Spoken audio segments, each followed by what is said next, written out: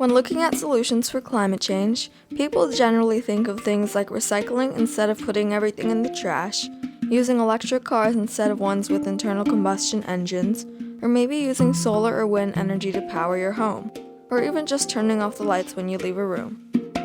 These are all great options for keeping the Earth's climate safe for all plants and animals, but one solution is often overlooked, and that is health and education, especially for women and girls. Getting all girls a proper education around the world can lead to the reduction of an estimated 85.42 gigatons of carbon equivalent in the Earth's atmosphere by 2050. For so long, girls have been far less likely to get a good education than boys. This means hundreds of millions of girls around the world don't get to reach their full potential.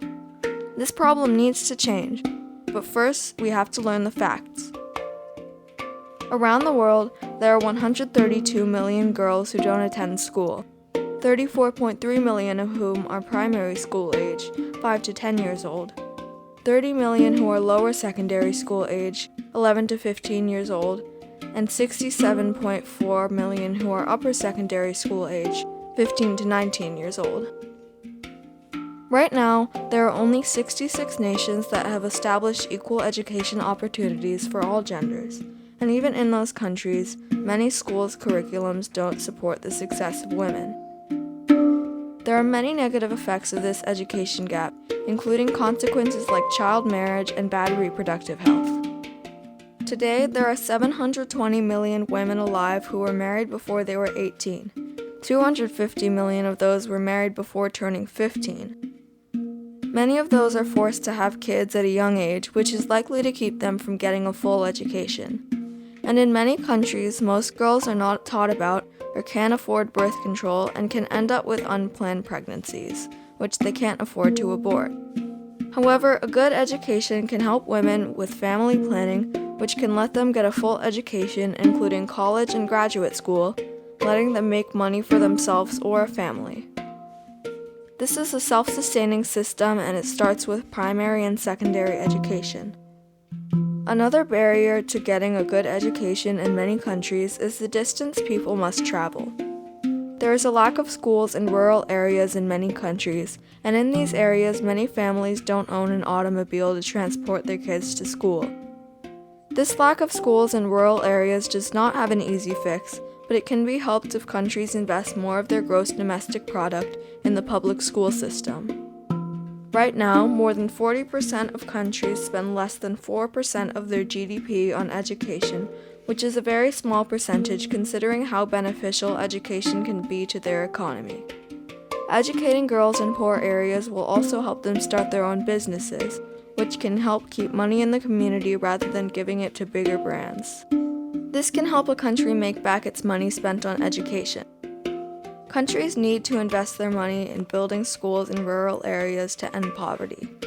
However, many countries could also use assistance from your donations to charities like UNICEF, the Afghan Institute of Learning, and CAMFED. Together, we can help girls in developing countries get better educations. Sadly, even with this increase in funds for education, some countries like Afghanistan and South Sudan have sexist infrastructures and powerful groups, which contribute to the belief that girls shouldn't get an education and should only find a husband and have kids. This can mean laws against girls going to school and taboos around things like menstruation. Women in these countries have taken matters into their own hands and have started many underground programs to educate girls.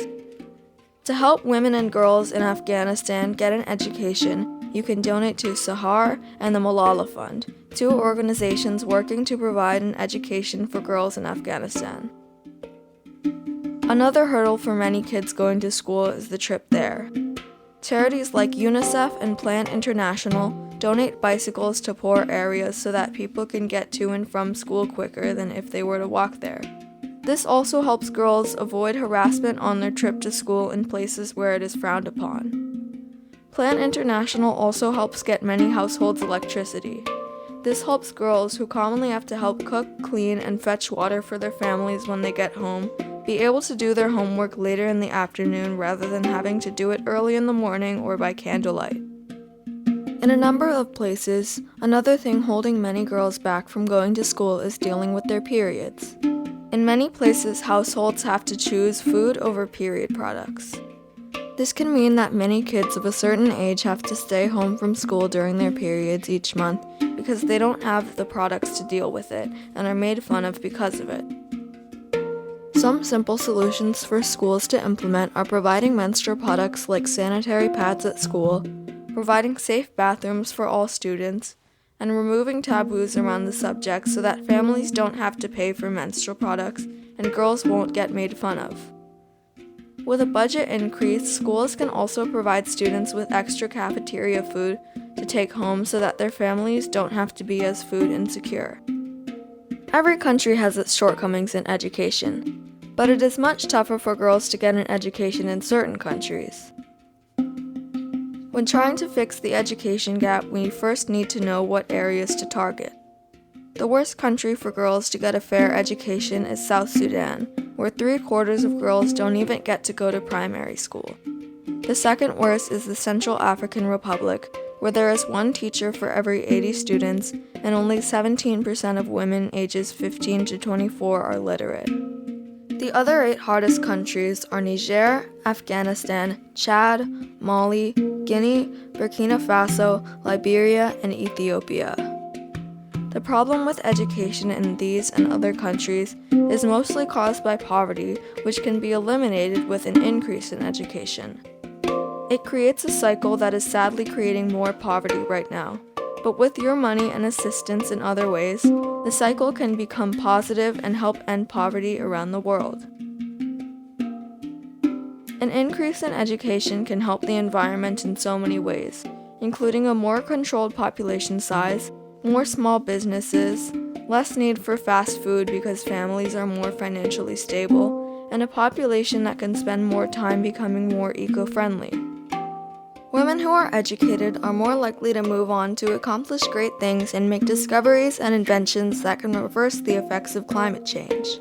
One inventor you might not know about is Dr. Maria Telks, a Hungarian-American biophysicist who invented the solar heated home, an important invention in sustainable energy.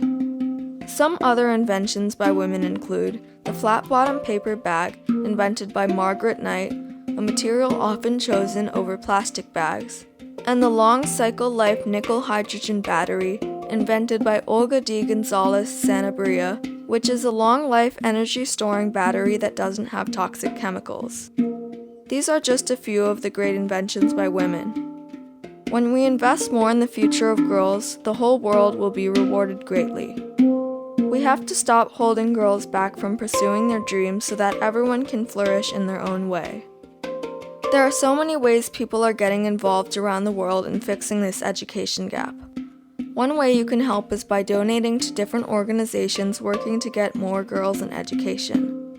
Some of these include the Akili Dada, an organization with a vision in which African women leaders participate in making key decisions by giving academic scholarships to underprivileged girls and giving grants to female entrepreneurs and innovators. The Afghan Institute of Education is an organization that builds a health and education system for women and girls in Afghanistan by opening learning centers and health clinics.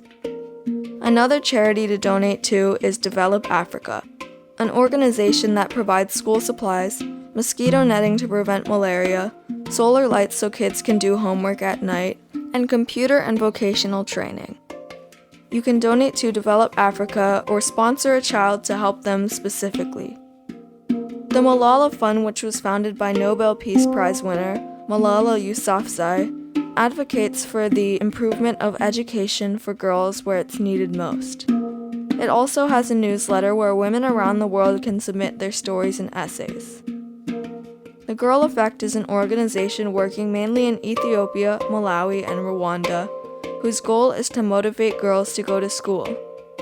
They teach girls about reproductive health and use AI chatbots to communicate with as many girls as possible so that they will get a good education and grow up to do great things other than just having kids. The others mentioned were UNICEF, Sahar, and Plan International. You can seek more knowledge about this issue with a quick Google search so you can join all the people working to solve this inequity in education. Together we can fix this education gap and help girls around the world be able to reach their full potential.